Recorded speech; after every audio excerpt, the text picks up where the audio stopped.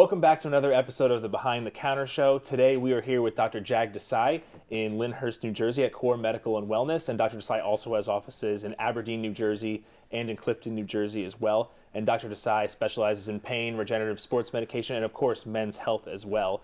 So thanks for letting us be here today, Doc. And today we're talking all about men's health. And John, the man, the myth, the legend, my father, John Bellitti, Compounding Pharmacist, here as well. And we're talking about menopause specifically, which always I giggled at when I put that in there. But I think it's an important issue to discuss. Yeah, absolutely. I mean, as we were just talking about as well, it's I don't know what it is, but it seems like we don't talk about men and hormone health and getting older and that kind of stuff. And why do you think that is, Doctor, that it's less of a, or increasing now, but over time wasn't as talked about? Yeah, no, I agree. Like I think obviously I don't have the exact answer as to why it is, but I agree that it's something that's not as out there as menopause is. For example, with women, perhaps it's because men don't talk to each other about it as often. Sure. Either from a comfort level, maybe a macho kind of thing. Exactly. Yeah, and it could be something like that. It could be that in general, men shy away from going to physicians and speaking to pharmacists and getting health information. More often than not, it seems like they're likely to shrug something off versus investigate it a little bit further. That's a very fair point. Absolutely. Sure. So then it's not just you turn 50 and go try to buy a Porsche or something like that. What are some of the actual symptoms or signs that men might see as they age hormonally? Sure. Well, and midlife crisis is certainly one of them, if not at the top. But changes in energy level, increased fatigue, changes in strength can be signs of hormonal changes. Changes in mood, appetite can also reflect changes of hormonal imbalance or show signs of hormonal imbalances. Aesthetic changes, if you notice more sagging of facial expressions, changes in hair, muscle tone, these can all play or show signs of hormonal changes. Gotcha. And I've heard you talk about this before too, and Doctor, when we've talked before as well, aging optimally is a thing, right? So obviously we're all aging, right? But we want to try to do so as functionally and healthily as possible. So what does that look like for men then in terms of aging optimally through some of these challenges? Yeah, absolutely. If you ask 100 guys, 99.9 out of 100 will say, yeah, I want to age gracefully. I want to keep doing what I want to do and enjoy the things that I enjoy. And I think that's the definition of aging gracefully is, continue to be able to participate in things that are important to you as an individual. And so that, that varies. It could be anywhere from continuing to play sports and participate in athletic activities. It can be continuing to be able to, participate in music, theater, art, some of those activities, or just showing up for work and making a living, and being able to provide for your family and yourself. Those are all parts of aging gracefully. So how then do you help your patients do that sort of stuff, or what do you recommend in that sense? So I think, for myself and in my practice, it's about maintaining health and wellness and maintaining function. So obviously, maintaining a good blood pressure, maintaining a good blood sugar level, making sure your thyroid and your other hormones are in balance and as optimal as possible. A lot of times, men don't talk about it, but they'll go through changes in their testosterone levels, just like women will go through changes in their estrogen and progesterone levels when they go through menopause. Sure. Right. That's exactly what we're talking about. The difference now. Years ago, people would always talk about hormone replacement for women, and there has been hormone replacement for many, many years, for women. But it's more recent times that they've come up with different types of gels. Pharmaceutical companies have come up with things because they do realize that men, as they're aging, are losing their testosterone, and the levels are decreasing, and then that has a whole nother significant amount of implications, because then you're not able to age optimally because you have less energy. You're not able to have just do the things that you still want to be able to do. And it's not about overdoing it. Again, whenever we're talking about hormone replacement, whether it's for, we're talking and focusing on men's health here, but in general, you're only trying to get back to a normal level. You're looking at levels, and a doctor here will always take levels, blood levels, serum levels. Sometimes they also use saliva levels to measure things, and you want to make sure you get the person back up to a normal level. You have to be careful not to overdo it, but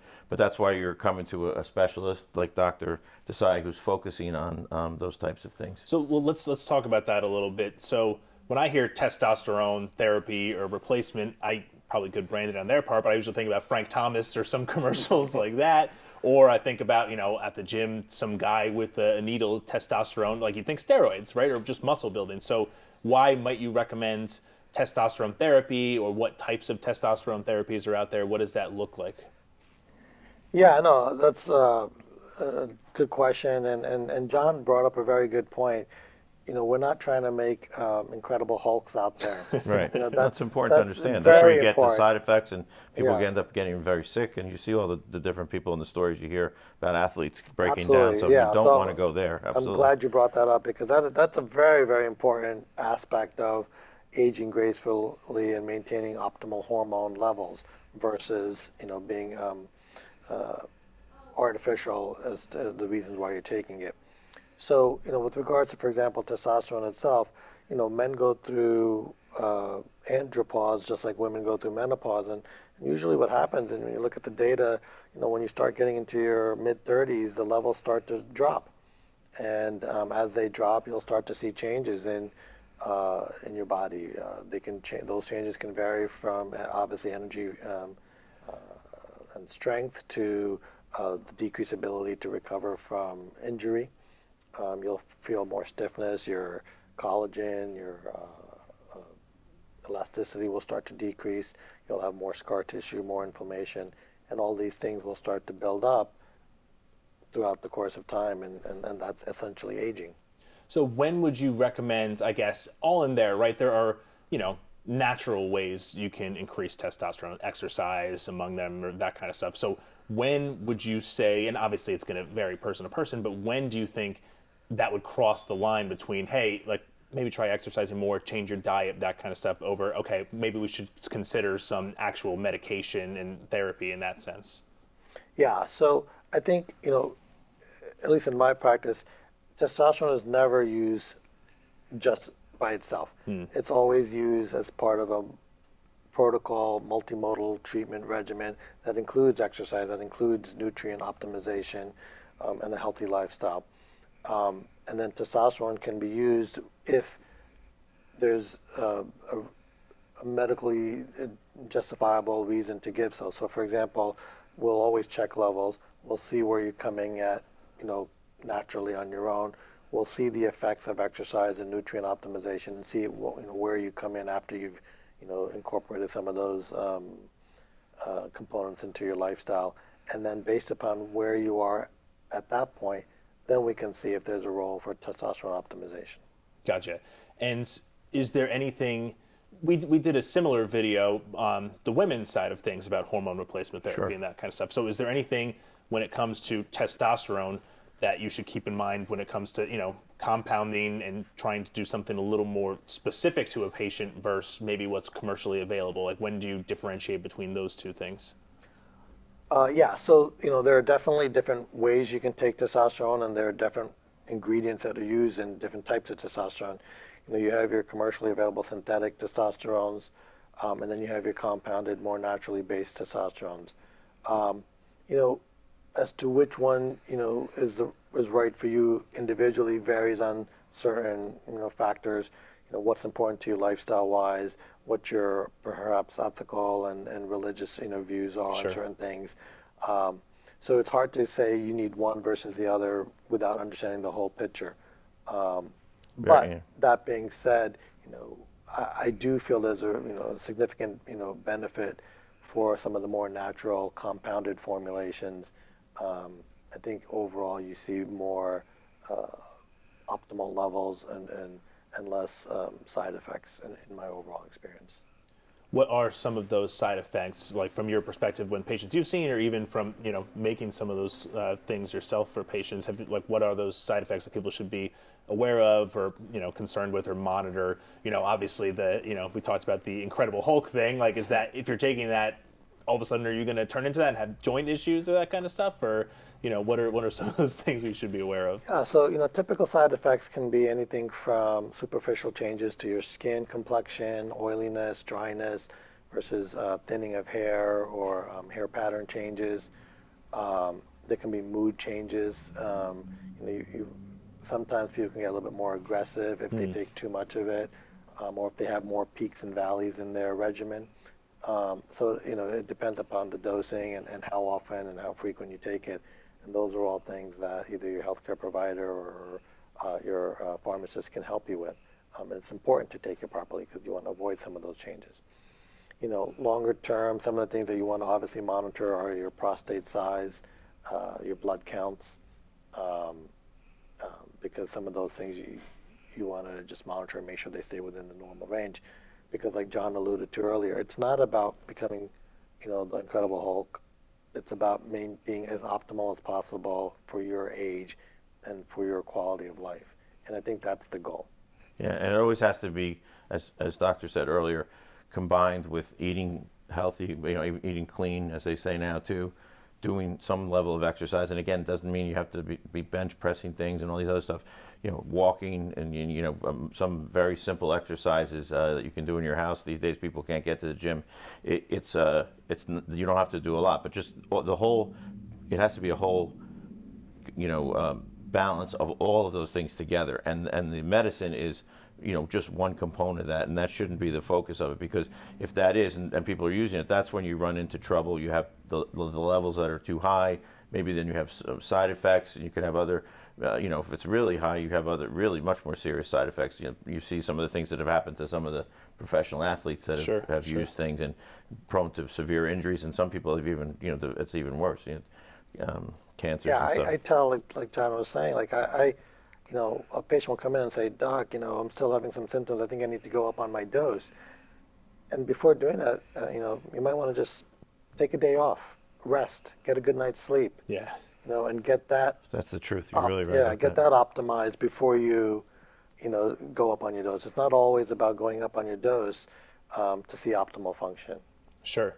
And sleep too. I mean, people don't realize how much that actually can impact your hormone levels. Absolutely. And that kind of Oh yeah.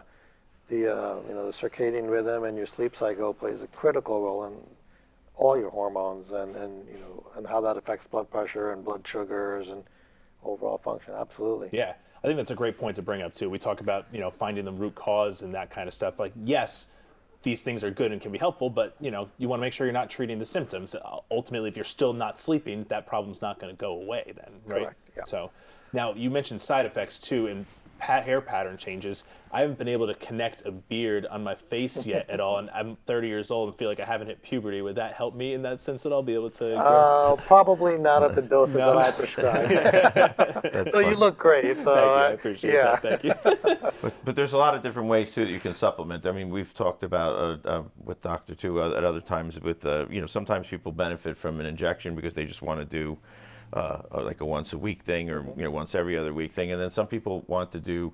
There's commercially available creams and gels, and sometimes with those things though, some of the problems with those are that they're not always covered. They can be very pricey, and then there are compounded alternatives that I think are especially with some of the new bases that we have out that get levels that are. Absorption levels. We have data now that shows that the absorption levels are such that you're getting almost the same thing as if you were going to get an injection, but not without the side effects of them. So all our options. It's always, to me, when we're looking at all these types of things, and I think Doctor is on the same page with us on this.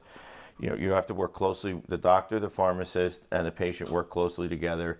to make sure that, you know, they're doing what's best for that individual. There's never one, I'm sure that whenever somebody comes into your office, it's never just one size fits all thing. You look at the person, you're looking at the levels, you're looking at what's the best thing for that person with their lifestyle, making sure that they're adding in all the other components we've talked about.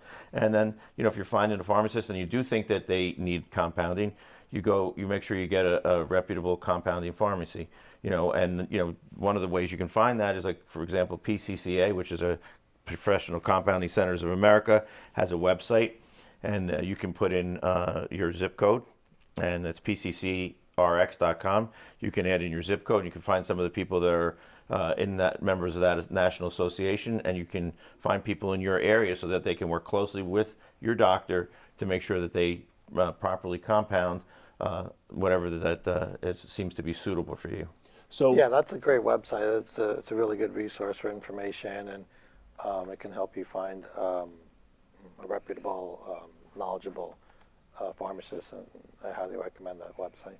Gotcha. So actually, that's kind of related to what I was going to ask next. What would, you know, what's the next step, right? Like if someone is listening to this at home, and, you know, we talked about this at the beginning, sometimes, you know, you can be a little self-conscious or not want to, you know, admit to yourself that, you know, things may not be right, or you're slowing down and that kind of stuff, right? So what would you encourage someone to do as a next step?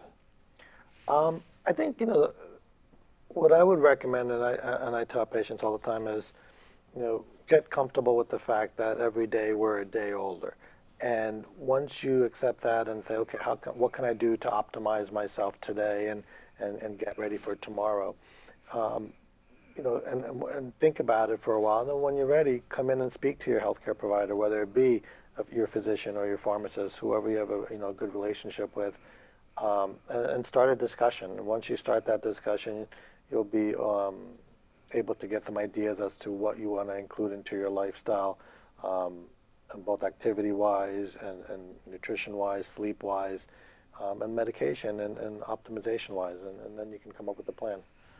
I think, too, that for everybody that's out here joining us today, listening, I don't think you can really emphasize enough how much it's important to accept and understand that, like the doctor says, that we are getting older, and you shouldn't feel that there's a stigma in this kind of thing. It's normal. We're all getting older, but you can fight it. You shouldn't feel funny or, you know, awkward about it, because you know, we're all healthcare professionals. We're here to help you, and we can help. And if you come in and talk to the doctor, or if you come and talk to us, or another reputable compounding pharmacy, we can offer you suggestions. And if you're a spouse or a partner listening too, sometimes encouraging, getting some encouragement from the partner will also help, because sometimes it's tough to reconcile that and then just say, okay, you know what, I think I want to do something about it. It isn't a big deal. There's a lot of people talking about it, and I could use some help. And so why don't I just go ahead and take that step and make that call and go see that doctor that can help me? Yeah, that's a really good point, John, is that sometimes it's not you that recognize the changes, it's the significant other person in your life that recognizes it and may encourage you to, you know, to get more information on it or get some help on it. And you should listen to them and absolutely. And perhaps, you know, begin a discussion with somebody. Absolutely. Yeah, just have a conversation, you know? Yeah. And then you decide from what's right from there. Yeah. As Paulie Walnuts would say, it's one of those stigmatas. Right? Stigmata, yeah. But, you know, it's something that, you know, I agree with both of what you were saying there, and the spouse point was a great point too. It's, you know, once you accept and recognize it, that's when you can actually start to take actionable change and try to improve the quality of your life and be there for your family and all that other kind of stuff too. Yeah. Right. I mean, it's like, just to add quickly to that, if you had a problem and you twisted your ankle, you'd go get an X-ray, right? Or, you know, and if you had maybe a little elevated cholesterol medicine, you may go to the doctor and start treating the lipid levels. So you really shouldn't look at this as any differently. You shouldn't look at this any differently than these other types of problems. It's just another thing that you just need to address. It's not a big deal. It just needs to be addressed. If you do it properly and you go to the right people, you're going to get taken care of, and things will be better. Sure. You do it safely. Makes sense. Yeah. No, safely for sure. Is there anything else you wanted to add, Doctor, as we wrap up here? I mean, I think the most important thing is, like John was saying, is, you know, just start the discussion. I think, you know, I'll speak for myself, not just as a physician, but as, you know, as a person that's getting older day by day, right? And that's that once I made the decision for myself, okay, forget about the patient for a second, look at yourself and your own health. And once I did that, I made the decision to start some type of optimization program. So not only am I a physician, but I'm also, a patient for myself. And I practice, for myself what I preach to my patients. So it's important and it makes a difference. Cool. Yeah, that's really a good insightful. message. Thank you. Yeah. Thank you so much, Dr. Desai, for having us here again today, and John for your comments as well. And we'll see you next time. Thanks. Okay. Thank you so much.